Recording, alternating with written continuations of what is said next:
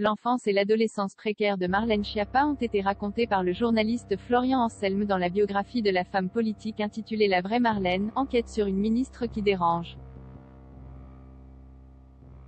Car celle qui est désormais ministre déléguée auprès du ministre de l'Intérieur et chargée de la citoyenneté a traversé des périodes difficiles, et a notamment été victime de 2 tentatives de viol.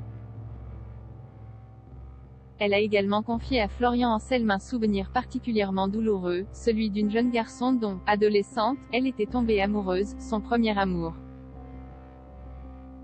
Elle le décrit comme étant un dealer, caïd de sa cité, finalement emporté par une overdose, et qu'elle n'a jamais oublié comme il est expliqué dans le livre. Elle-même avait adopté un look et une attitude qui lui permettaient d'être tranquille dans la rue. Je n'aimais pas qu'on me parle mal. J'étais la nana en jogging et en sweat à capuche, avec des chaussures compensées.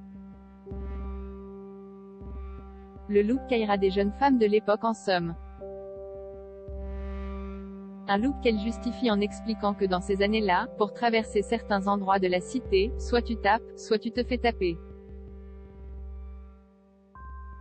J'ai vite choisi.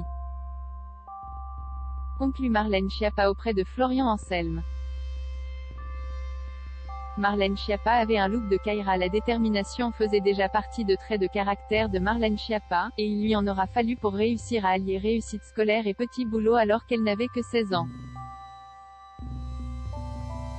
En effet, la jeune femme travaillait à l'époque pour arrondir les fins de mois parfois difficiles.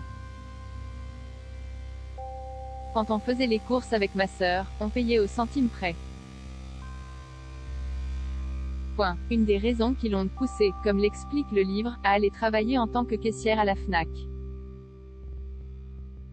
Encore lycéenne, elle y travaille 25 heures par semaine.